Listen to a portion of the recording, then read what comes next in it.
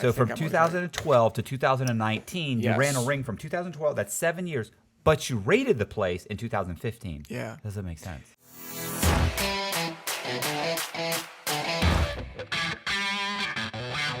Hey, this is Matt Cox, and I'm here with John Boseak, and we are doing a video on basically it's actually not like a huge credit card ring, but it's an interesting credit card ring in Philadelphia, and it's going to be pretty cool. And we're going to go over the documents, and we're going to talk a little bit about the ring and how it kind of unraveled, and look through some of the documents and stuff. And it's a cool story. So check it out.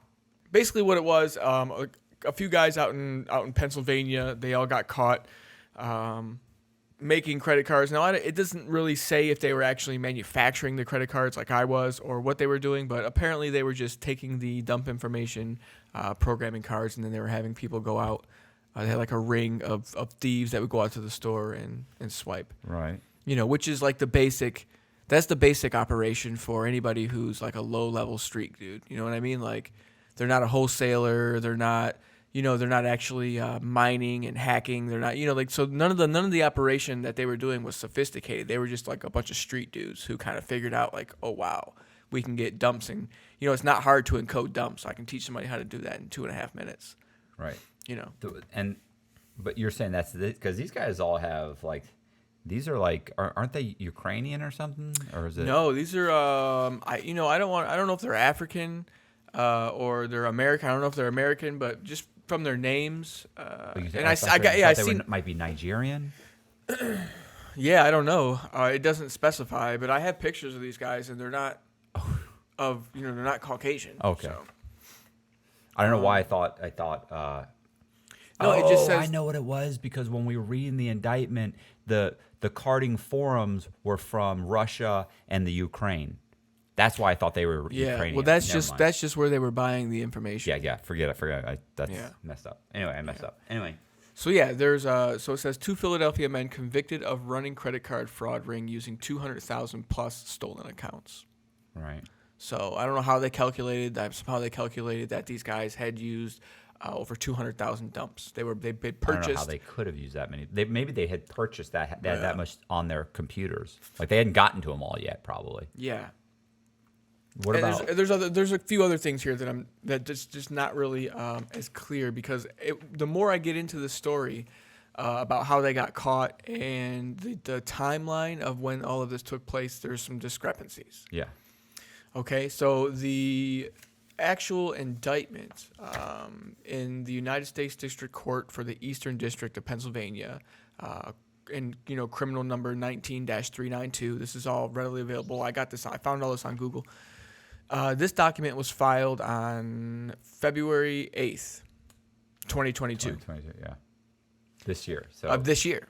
But, like I said, once we got into the article, and even in the indictment, it says that the United States Secret Service raided one of the defendants' homes in 2015.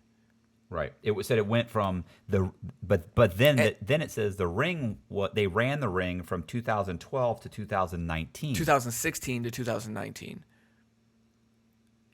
You sure? Yeah, positive. Yeah, because I can find it right here. Because I remember thinking, man, that's a long time. Yeah.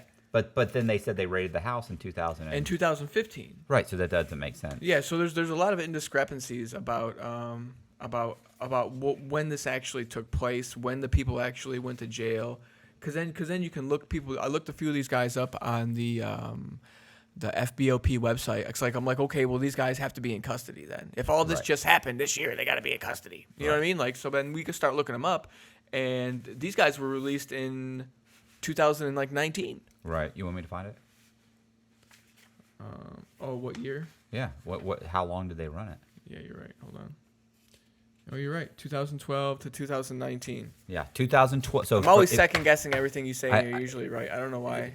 So from 2012 to 2019, you ran a ring from 2012. That's 7 years, but you raided the place in 2015. Yeah. Does that make sense? And they had multiple CIs. Yeah. Which is an informant. For those of you who don't know what a CI is, that's their confidential informant. Yeah, confidential informant. One of which, so there was three. two of which they refer to as C1 and C2. Right. One of them they just threw completely under the bus. His last name was Fofana. Fofana, is that the one? It's spelled exactly how you think it's spelled. Fofana. Yeah. Go ahead. And so I did a little bit of research into a good old Fofana, and Fofana was released from federal custody in 2014. Yeah. Okay. So that doesn't. Yeah. Right. So in my mind, I'm piecing together, obviously he was listed as a confidential informant. The United States Secret Service worked with him, and it said several other members of the fraud ring to actually bring it down. So in my mind, I think they pinched Fofana. They got Fofana. Fofana rolled on him, Right. and then became a CI, a confidential informant, and then pretty much got two other people to become confidential informants, and then they pretty much sent them in there. And even in the indictment, it says they sent them in there with audio recording equipment and video recording equipment Right. on two different occasions. They sent two different people in there to purchase cards from these people that had been encoded. Right. Hi, my name is Juan Sanchez, and you know me from Matthew Cox podcast. I'm reaching out to you right now so you can go to his Patreon account and sponsor one of his 3 tiers he has. The first tier will give you a thank you text from him.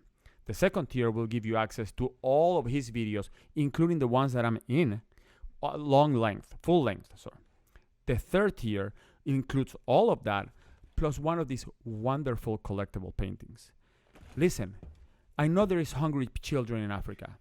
I know there is people starving in South America. But we need to help Matthew Cox, his cause. Please support him, go to Patreon, and help him help me help you. Did we pull Fofana's information? No, we didn't get Fofana's information. Yeah, he didn't give it to us. Okay. I'll check back in. Yeah. With that. Figure that out. So the timeline's kind of hazy, as in whereas I don't know when they got caught, when they got arrested, who was sentenced to what, how much time somebody did, because none of that information is available. But then is this just becoming public record now? Can they suppress the whole entire? I mean, I don't know why they would, but I don't know. I'll have to get Fofana's, because what we did was we pulled, because we wanted to see if we could contact these guys and actually talk to them. So we had their Right. a record. A friend of mine pulled records, and so we're going to try and track down and see if we can actually figure out the whole case. But could they suppress it? It doesn't make sense. Like even when they were going to go to trial and they were filing motions, like the motions hadn't been decided on by the court until just recently. But these guys have all been gone to jail and gotten back out of jail since then. So that doesn't make sense. it makes absolutely no sense at But all. regardless, So the only thing that makes sense is that they had already previously been in federal custody and been released, or yeah, you know what I mean, or they got picked up and they're out on pretrial right now. right. They could all be out on pretrial, but I mean, it doesn't. I mean, when you look at the FBOP, doesn't it say out on pretrial release? I don't know. I don't think so. I think No, it may. It usually. I think sometimes it just says they went to like a halfway house, or they've been transferred to a halfway house. Because it didn't say any of that, and I could it only just says they've find been released. one of the people. Only find one of the people had been released in 2019 from federal custody. So It was like the head guy. It was like the head dude from the Milan Dumbia. So basically, the ring is. It definitely sounds like. It sounds just like the case, the Kingpin case, or that book Kingpin, Yeah. where we talked about Max Butler. Max Butler and Christopher Aragon. Right. Yeah. Where Max Butler was a hacker, Yeah. and he was hacking into, like, what was it? Like what- no. didn't he do the pizza place one time? Like he was Yeah. getting all the cards and getting card information. He was giving them to Chris. Chris was actually counterfeiting the credit cards. Yeah. Chris was actually making the physical cards. They were printing the cards. And fake IDs. Yeah. Yeah. And fake IDs. And then he had a ring of girls that Yeah. would go in and buy. They would buy like Louis Vuitton and Gucci bags and Yeah. stuff. And then Chris's wife. These guys were like my inspiration. Oh yeah, they were. These are guys that made. This is how I even got into the whole carding scene, is because I had seen or heard or read something about these guys. Yeah, right. It was And then I went down a rabbit hole, and then it kind of was like, okay, like Dark Market. yeah. And There was Shadow Crew, Dark Market, Carter's Market. Yeah. Yeah, I think those were like the original. And then And those went under. So what ended up happening was Max Butler went ahead and he did like a hostile takeover of like all the cards, because there was like 3 or 4 or 5 or what, I remember what it was, the different forums. Yeah. He did a hostile takeover to where he hacked all of them. He locked out all of the admins so that they couldn't gain access to the fucking their servers. The website, yeah. And then he consolidated everything down into one, and then sent out emails to all of the members of these forums, letting them know that they're all over here now on one platform. Right. And then he fucking sent out emails or whatever he did to all the other ones, just letting them know essentially that they're all fucked. Right. You know what I mean? And then just took over everything. So then once he had control, so basically what he did in like a week or 5 days, he took control of the entire market of stolen credit card information, whatever they're selling, fulls, all that shit. He took control of the entire market. And then he had his buddy out there. Chris. Going out and making cards. And they weren't going out to like Best Buy and Walmart and buying TVs. No. They were going to like Louis Vuitton. They were going to Gucci. They were going to like, Macy's and getting like, expensive bags, watches, jewelry. Right. Like they weren't nickel and diamond. They were hitting like the high end shit. Right. And then Chris had his wife selling all of them on on eBay. Yeah. She had a huge inventory of bags, and so they were making so much money. She ended up opening a store in Beverly Hills and selling the bags, brand new bags, $6,000, $3,000, $7,000 bags and shoes and everything. And she's selling them for like 60% of the retail price, which they're getting for 20% or 10 or 20%, because the girls that they would send into the mall to buy all this stuff would get like 20% of whatever the retail cost was. Yeah. And so they're making a lot of them were just taking like bags and shit as payment. Oh, okay. Yeah. Yeah, I mean, in the book, in California, the girls would get busted and they get right back out on bond, and Chris would send them right back into the stores like these girls were. And he was getting college kids, they were. It was pretty cool how they were doing. I mean, it wasn't pretty cool, but it was like it at that time. It was an operation. At that time, there was nobody who was doing it like that. Right. Like they were the very first ones to do anything like that in this country. Well, and then when eventually when the FBI came in and they knocked everybody off, and they took down the forums. That's what created the vacuum. But that's what created the forum. You were Carter.su. Carter.su. And then also there was this like vacuum in like the space where there was nobody left because they had took everybody down. All right. So when I came in and I started selling cards and vending, that's why I had the amount of success I had in the very beginning, because there was just nobody else. Right, but you were on Carter.su. Like it came as soon as that forum went down, Carter.su, which is, and that's what I jumped on. Yeah, and that's when you jumped in. Yeah. Hey, this is Matt Cox. I hope you're enjoying the video. Wanted to let you guys know real quick that one of the ways I pay my bills is I do paintings. My paintings range anywhere from $800 to a couple thousand, but I also have smaller paintings that I sell for $295, and that includes shipping. And I've got Marilyn Monroe, Bubblegum Girl, Biggie Smalls. I've even got some Trumps. I'm gonna leave my information in the description box, and enjoy the rest of the video.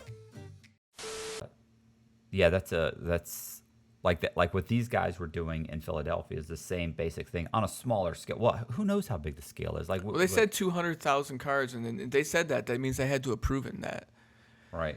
And that's a lot. I mean, that within 7 years, 200,000 debit cards in 7 years. That's a lot. That's a ton. That's a lot. That's a ton. Yeah. Yeah, because I only did it for a few years, and I didn't come close to that number. As far as like going out in the store and using them. We got to figure out to see if we can make a few phone calls and see if we can track one. It'd be good to track one. Yeah, of these guys you know out. what? You're better at that than I am, and you have no shame. So I know you'll make at all. And I'll talk to him. And you got a good speaking voice on the telephone. You got the old the white guy speaking voice. I'll talk to him. I have no problem. I'll make the call. I'll get hung up on. I sound call like lots of people. I sound like somebody's trying to set him up and get him robbed or something like that. Listen, I was calling. I was writing a book on Frank Amadeo. Remember Amadeo? I do. And I was calling to try and track down some people to talk to him. I called like 4 or 5 guys before I got, and they would be like, "Yeah, that's not me. I don't, that's not me. Don't call again." And they hang up on. Okay, I don't care. That's fine. Yeah. I'll track them down. I'll figure it out. Because we got like 7 possible hits on one guy's name, 3 on another. One guy, it's definitely Even him. if we can just get him on the phone and get a proper timeline from him, like when did all of this take place? If you listen, 'cause if it you don't want doesn't to make answer any sense. of our questions, you don't want to come on the video, just at least give us a timeline. Like who went to, you know what I'm saying? Like when did all of this go down? What year? Who got what? Who got what time? Like who got sentenced? Like Right. Because is this still an ongoing case? I mean, and then again, this is just from a quick Google search. Like we didn't actually start, looking into anything really like hardcore. So I'm thinking if we start digging a little bit deeper, we might be able to get a better idea of the timeline. Yeah. And who's where and what the F is going on. All right, I'm on it. I'll make some calls. We'll see if I can track some of these guys down. Yeah, this is definitely gonna be an ongoing thing, and we're gonna put a pin in this for now, but we're gonna circle back around to it for later. Yeah. I appreciate you watching the video, and do me a favor if you liked it, subscribe and hit the like button, and hit the like button, hit the bell so you get notified.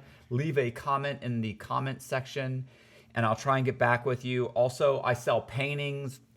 If you're interested in buying any of the paintings, books, I've written a bunch of books when I was incarcerated.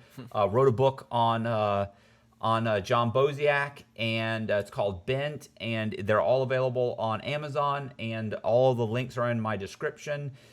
And check out my Patreon. I'm broke. I need money. Please, by all means, Patreon. All right, I appreciate it, and see ya.